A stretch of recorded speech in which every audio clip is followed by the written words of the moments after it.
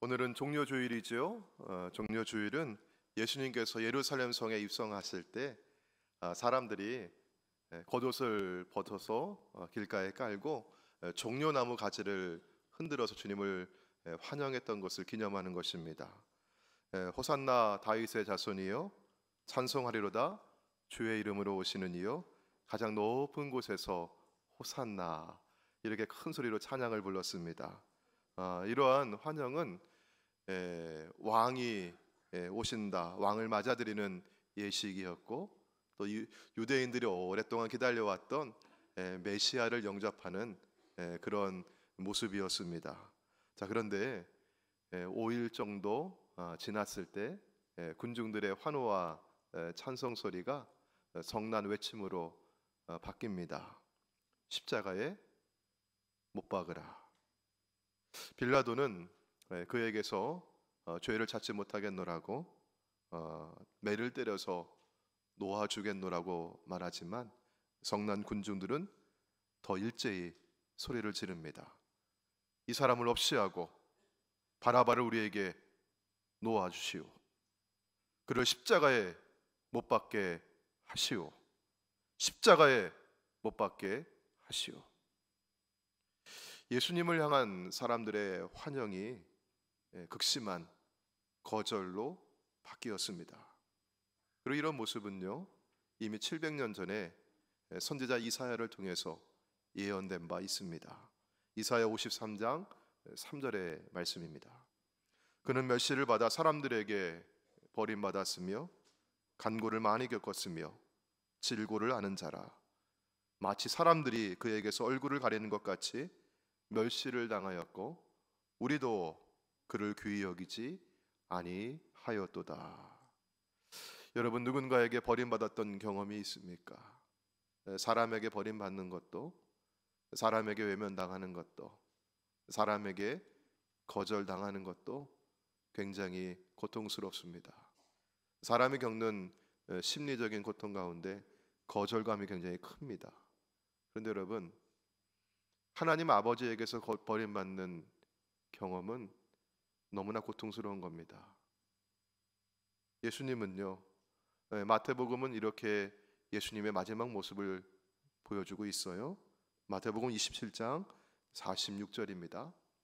제9시쯤에 예수께서 크게 소리질러 이르시되 엘리 엘리 라마 사박다니 하시니 이는 곧 나의 하나님 나의 하나님 어찌하여 나를 버리셨나이까 하는 뜻이라. 십자가에서 하나님은 예수님이 나의 아버지 나의 아버지 불렀지만 주님의 외침을 거절하셨고 받아들이지 않았습니다. 왜 하나뿐인 아들 독생자 예수님의 부르짖음에 응답하지 아니하시고 그를 거절하여만 했을까요? 이것이 바로 하나님께서 십자가에서 우리의 죄를 다루시는 방식이고 또 인간의 죄와 하나님의 의를 교환하는 방식이었기 때문입니다. 다른 방법은 없었습니다. 예수님을 거절하여서 사망에 내어줌으로써 예수님은 내게서 죄와 사망, 그에 속한 모든 더러운 것들, 저주와 재앙들은 다 거두어 가셨고 그 대신에 하늘에 속한 모든 신령하고 아름답고 복된 것을 우리에게 주신 줄로 믿습니다. 하나님의 아들 예수님이 거절당하심으로써 대신 내가 살고 하나님과 원수가 되었던 내가 하나님의 아들과 딸이 되었습니다. 예수님께서 바로 이 십자가에서 이루신 교환으로 우리의 신분이 달라졌습니다. 하나님의 원수였던 우리가 하나님의 자녀가 되었습니다. 나의 소속이 달라졌습니다. 땅에 속한 자, 어둠에 속한 자, 마귀의 수하였으나 이제는 하늘에 속한 자가 되었고 하나님의 자녀가 되어 빛에 속한 자가 되었습니다. 그리고 달라진 신분과 소속에 걸맞게 내가 추구하고 내가 누리고 살아가고 싶은 복이 달라졌습니다. 예수 안에서 내가 원하는 게 달라졌습니다. 이전에는 육신의 정욕을 따라서 땅에 속한 것을 마음껏 누리며 살고 싶었는데 이제는 하늘에 속한 신령한 복을 받아 누리며 살고자 원하게 되었습니다. 이제 나는 십자가 안에서 완전히 다른 사람이 되었습니다. 이렇게 우리를 변화시킨 하나님을 우리 마음 놓아 찬양하시길 바랍니다. 바로 그 찬양이 에베소서 1장 3절에 있습니다. 우리 함께 같이 한번 읽어볼까요? 시작. 찬송하리로다 하나님 곧 우리 주 예수 그리스도의 아버지께서 그리스도 안에서 하늘에 속한 모든 신령한 복을 우리에게 주시되. 아멘. 여러분, 신령한 복은 어디에 있는 것입니까? 어디에서부터 오는 것이죠? 하늘에서부터 오는 것입니다. 우리가 육신을 입고 이 땅을 살아가기 때문에 필요한 것들이 많이 있어요. 건강도 필요하고, 돈도 필요하고, 친구도 필요하고, 집도 필요하고, 자동차도 필요하고, 필요한 거 많이 있는데, 그런데 여러분, 우리가 정말 정말 필요한 것, 신령하고 참된 복들은 여러분 이 세상에서 얻을 수 있는 것입니까? 아니면 하늘에서 오는 것입니까? 하늘에서 오는 것입니다. 그래서 베드로 사도는요 이렇게 말씀했습니다. 베드로전서 1장 14절입니다. 자, 썩지 않고 더럽지 않고 쇠하지 아니하는 무엇을 잊게 하시나니? 유업을 잊게 하시나니. 여러분, 유업은 누가 있습니까? 모르는 사람이 유업을 이어갑니까? 아니면 내 자식이 이어가는 겁니까? 자식이 이어가죠. 그러니까 우리가 하나님의 뭐가 됐다는 얘기죠? 아들과 딸이 되었다는 얘기죠. 자, 곧 너희를 위하여. 자, 누구를 위해서? 우리를 위해서 어디에 간직해 두셨습니까? 하늘에 고이 간직해 두셨던 겁니다. 그거를 예수님 십자가 안에서 우리에게 부어 주셨습니다. 여러분, 그래서 하나님 아버지는요, 자, 에베소서 1장 5절에 있는 말씀과 같이 그 기쁘신 뜻대로 우리를 예정하사 누구로 말미암아? 예수 그리스도로 말미암아 자기의 무엇이? 아들들이 되게 하셨느니라. 우리가 하나님 아들과 딸이 되었습니다. 그래서 하나님은 우리의 아버지가 되셨습니다. 에베소서 1장 6절에 있는 말씀을 제가 개역개정 말고 다른 번역을 한번 읽어드릴게요. 킹제임스 버전 읽어드리겠습니다. 그 은혜 안에서 그분께서 그 사랑하시는 자 안에서 우리를 뭐 하셨으므로? 받아주셨으므로. 여러분, 뭐 하셨으므로요? 받아주셨으므로 자신의 은혜와 영광을 찬양하게 하셨다. 여러분, 예수님은 하나님의 하나뿐인 아들은 십자가에서 거절하시고 외면하시고 죄에게 내어주심으로 대신 하나님의 원수가 되었던 죄인이었던 우리들을 하나님의 아들과 딸로 뭐 해주신 겁니까? 받아주신 겁니다. 여러분, 거절감은 우리를 굉장히 힘들게 하고 고통스럽게 하지만 여러분, 누군가 나를 받아주었다고 하는 마음은요, 우리의 마음을 너무나 복되게 합니다. 사람이 나를 인정해주고 사람이 나를 받아주고, 여러분, 내가 아무도 친구가 없는데 외로운데 혼자 밥 먹고 있는데 누가 와서 야 같이 밥 먹자 라고 하면 그게 너무나 고맙고 좋은데, 하늘의 하나님께서 신령한 복을 우리를 위해 부어주시면서 이제 너는 내 아들이야, 너는 내 딸이야, 이렇게 우리를 받아주시니 여러분, 우리 마음이 얼마나 좋습니까? 구약의 예언자 이사야도 하나님 아버지를 이렇게 고백을 했어요. 여러분, 성경 말씀 이사야 63장 64장에 있는 말씀인데요, 여러분 파란색 글씨만 같이 한번 읽어볼까요? 자, 시작. 주는 우리 아버지시라. 주는 우리의 아버지시라. 이제 주는 우리 아버지시니이다. 아멘. 여러분, 우리에게 누가 계시다고요? 아버지가 계시다. 아버지가 계시다. 여러분, 우리 연세 드신 분들은 이미 육신의 아버지 이미 오래전에 돌아가시고 어머니 돌아가시고 부모님의 사랑 그리우실 텐데 우리에게 누가 계시다고요? 아버지가 계시다는 겁니다. 여러분, 고아처럼 내버려 두지 않습니다.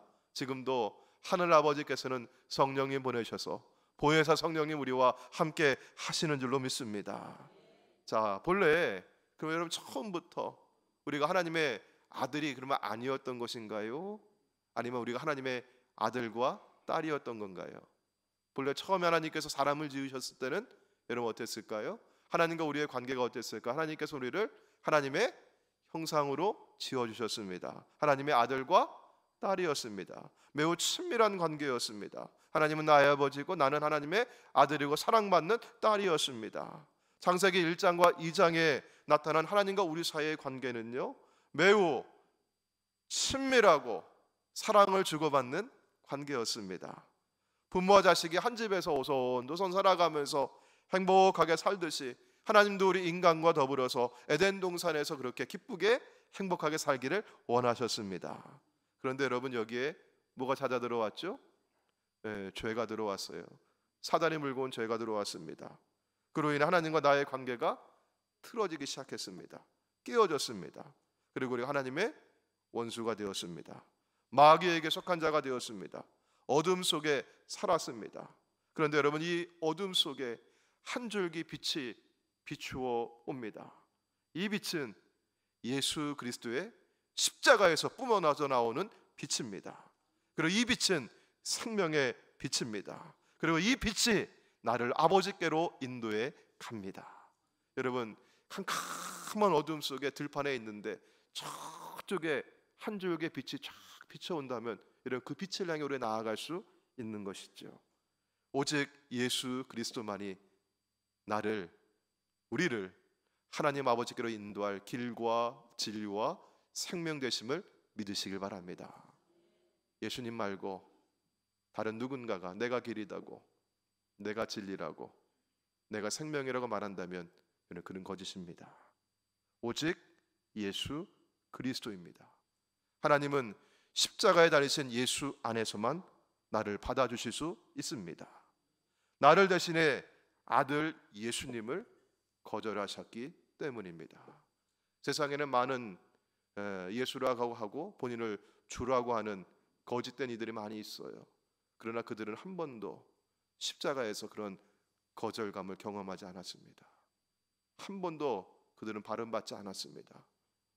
사랑하는 여러분, 이제 나는 예수 안에서 아버지께로 나아갈 길을 얻게 되었습니다. 아버지께서 나를 받아주신 줄로 믿습니다. 그럼 오늘 본문의 말씀 가운데 여기 하나의 비유가 있는데요, 여러분, 집 나간 둘째 아들이 돌아오는 이야기입니다. 아버지가 그 아들을 받아주십니다. 그럼 어떻게 받아주셨을까? 본래 아들과 아버지는 한 집에 살고 있었어요. 근데 아버지가 재산이 많았는데요, 그 아들이 아버지의 재산을 나의 몫을 달라고 하고 먼 나라로 떠나가 버렸습니다. 그럼 이때 아버지의 마음이 어떠할까요? 자식이 아버지와의 관계를 끊어버리고 떠나갈 때 그 마음이 어떨까요? 여러분, 아무리 허랑방탕하게 살아도, 아무리 속썩이고 살아도 곁에 두고 있으면, 애를 가르쳐서라도, 애를 책망하고 바로잡아서라도 사랑으로 그 아들을 품고 살고 싶은데 아주 멀리 떠나버렸으니, 더 이상 이 아들과 접촉할 수 없는 곳까지 가버렸으니 여러분, 이 아버지의 마음이 얼마나 괴롭고 아팠겠습니까? 여러분, 많은 사람들은요, 죄라고 하면은요 어떤 행동을 떠올립니다.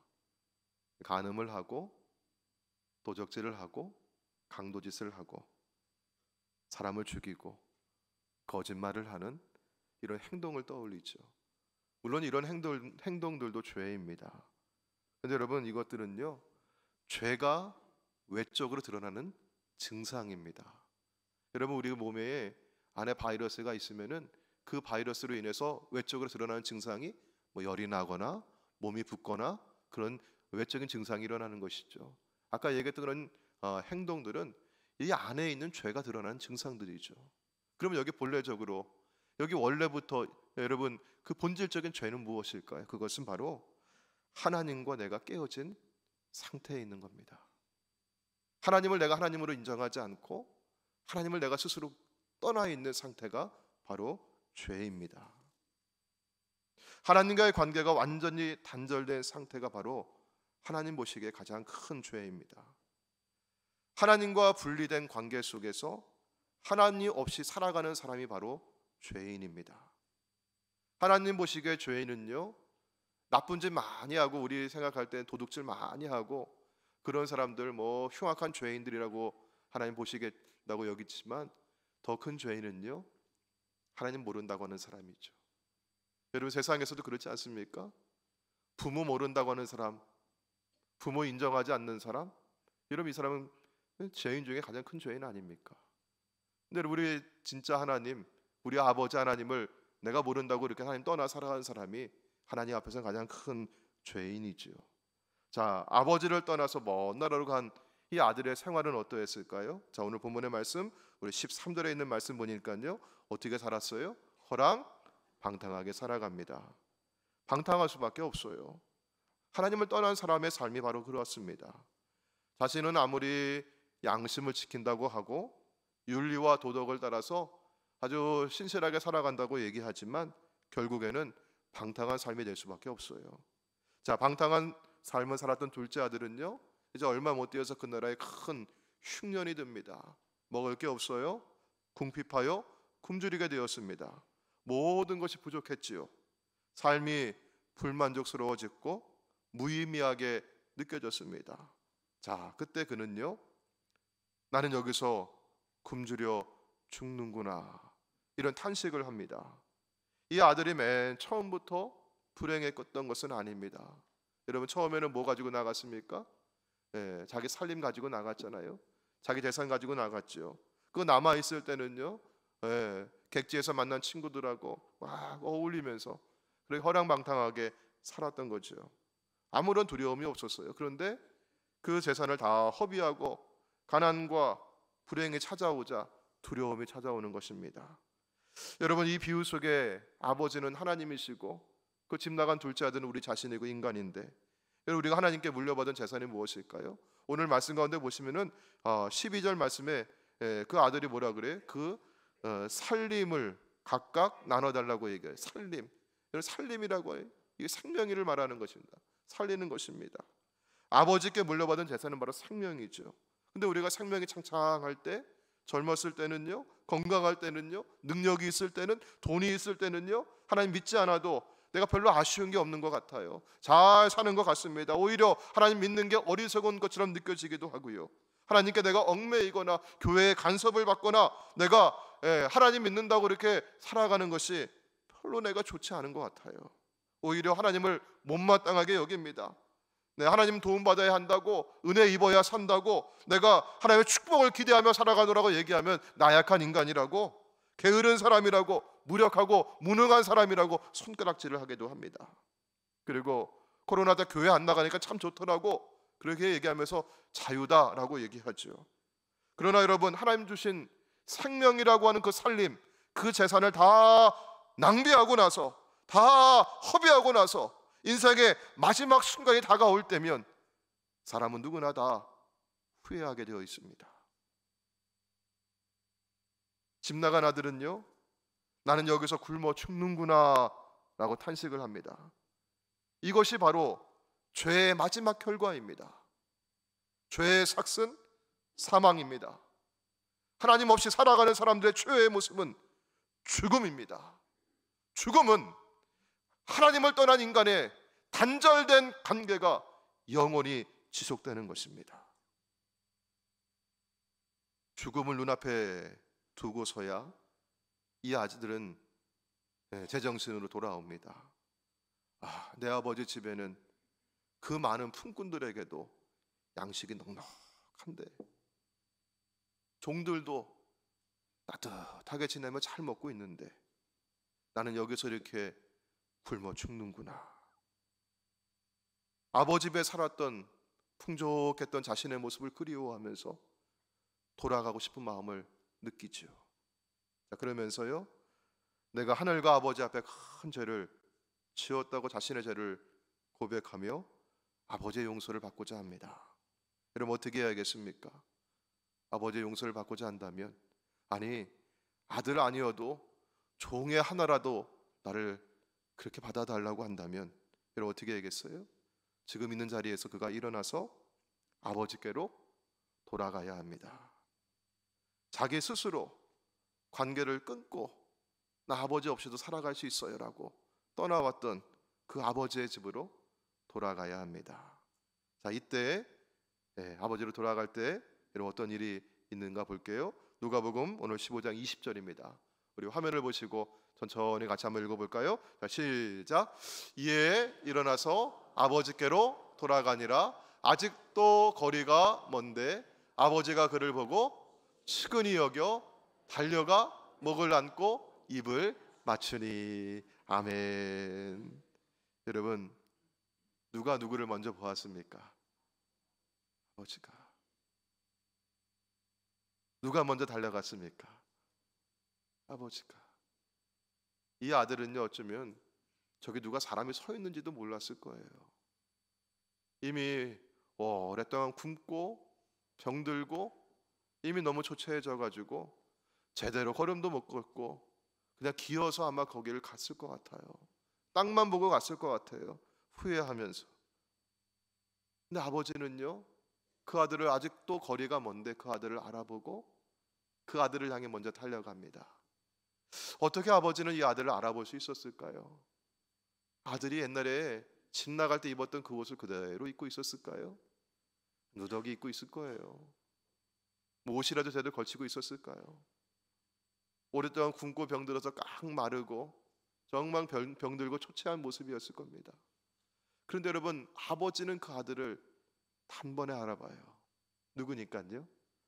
아들이니까. 그리고 그 아들을 향해 달려갑니다. 여러분, 왜 알아볼 수 있었을까요? 기다리고 있었으니까요. 언제부터 기다리고 있었을까요? 집 나간 그날부터, 아들이 떠난 그날부터 아버지는 기다리고 계셨습니다. 그리고 그 아들을 끌어안습니다. 냄새나고 더럽고 죄인인데 아버지가 그 아들을 끌어안고 입을 맞춥니다. 무엇이 그렇게 가능하게 했을까요? 오늘 말씀 가운데 보면요, 아들을 측은히 여기셨다고 해요. 하나님의 사랑입니다. 사랑하는 성도 여러분, 오늘 말씀 가운데 보시면요, 이 아들이 아버지의 용서를 받을 만한 어떤 자격이 있었습니까? 아버지의 사랑을 받을 만한 어떤 행동을 했습니까? 그가 어떤 준비를 했습니까? 내가 이만큼 준비해 가면은 아버지가 이것 보고 나 용서해 주시겠지? 내가 이만한 자격을 갖추었으니, 내게 이런 공로가 있으니 아버지가 나를 인정해 주시겠지? 그런 자격과 공로, 행위와 준비가 있었습니까? 아무것도 없었어요. 그냥 있는 모습 그대로, 죄인의 모습으로, 그냥 실패자의 모습으로 아버지께 돌아가는 것뿐이었습니다. 나의 공로와 자랑이 아니라 아버지는 아버지의 사랑으로 나를 품어주신 줄로 믿습니다. 여러분, 언제였을까요? 내가 아무것도 아니었을 때, 의인이 아니었을 때예요. 오히려 내가 죄인이었을 때입니다. 자, 로마서 우리 5장 8절에 있는 말씀 여러분 같이 한번 읽어볼까요? 자, 시작. 우리가 아직 죄인 되었을 때 그리스도께서 우리를 위하여 죽으심으로 하나님께서 우리에 대한 자기의 사랑을 확증하셨느니라. 아멘. 내가 의인이었을 때가 아닙니다. 내가 그만한 사람이 되었을 때가 아닙니다. 내가 경건한 예배자라서가 아닙니다. 내가 주님 앞에 더 많은 걸 헌신하고 드렸기 때문이 아닙니다. 내가 원수였을 때에도, 내가 죄인이었을 때에도 내가 하는 행동이 아니라 나를 위해서 십자가를 지신 그 아들 예수 그리스도를 외면하시고 거절하시고 버리심으로 말미암아 나를 품어 주셨습니다. 사랑하는 성도 여러분, 오늘 우리에게는 이 아버지가 있음을 믿으시길 바랍니다. 하늘 아버지가 나의 아버지시고 이 아버지의 사랑이 나를 용서하시고 나를 살리시고 나를 주님의 자녀 삼으시고 천국 백성으로 인도해 가실 줄로 믿습니다.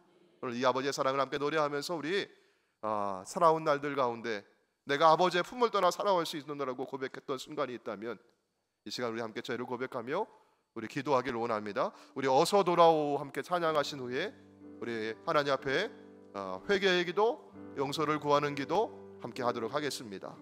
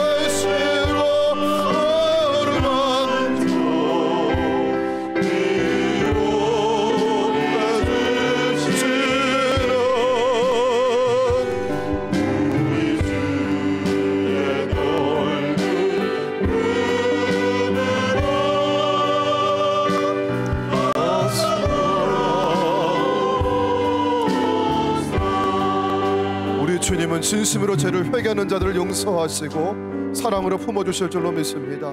이 시간 우리 큰 소리 내지 않아도 괜찮습니다. 우리 조용히 속으로 기도하셔도 좋고요, 입으로 중얼중얼 기도하셔도 좋습니다. 우리 하나님 앞에 진심을 담아서 마음을 주님을 드리면서 하나님, 내가 주님을 떠났던 죄인이었습니다. 주님, 나를 용서하시고 주의 사랑으로 품어주옵소서. 우리 이 시간 함께 잠시 우리 용서를 구하며 회개의 기도 드리도록 하겠습니다. 아버지 하나님 감사합니다. 주님, 이 시간 저에게 말씀을 주시고 아버지의 말씀 가운데 나를 용서하시고 품어주시는 아버지 주의 사랑을 우리에게 주시는 고맙습니다. 아버지, 내가 주님을 떠났던 죄인이었습니다. 아버지, 주님 없이 살아갈 수 있노라고 그렇게 교만하게 살아왔던 죄인이었습니다. 아버지, 뜻 가운데 거하기보다는 여전히 내 자아가 앞서고 아버지, 나의 뜻과 나의 욕망을 이루고자 살아왔음을 이 시간 고백합니다. 하나님, 용서하여 주시옵소서. 아버지, 십자가에 설리신 예수님의 그 보혈로서 나를 씻어주시길 간절히 원합니다. 아버지, 말씀을 외면하고 살아왔습니다. 하나님을 사랑하지 못하고 이웃을 사랑하지 못한 채 아버지, 오히려 하나님을 이용하려고 했고 아버지, 다른 사람들을 내 욕망을 채우는 도구로 이용하며 살아오려고 했습니다. 하나님, 용서하여 주시옵소서. 아버지, 가난한 자, 궁핍한 자, 아버지를 고난당하는 자 아버지 외면하며 살아왔습니다.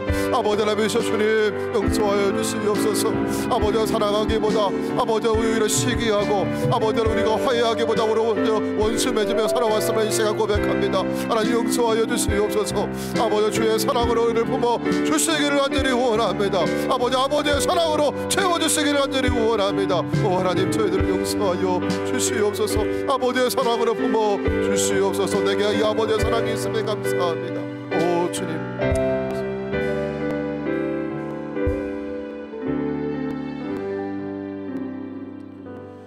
진심으로 자신의 죄를 고백하는 이들에게 주시는 우리 하나님의 용서의 말씀을 들으시기 바랍니다. 그러므로 이제 그리스도 예수 안에 있는 자에게는 결코 정죄함이 없나니 이는 그리스도 예수 안에 있는 생명의 성령의 법이 죄와 사망의 법에서 너를 해방하였음이라. 아멘.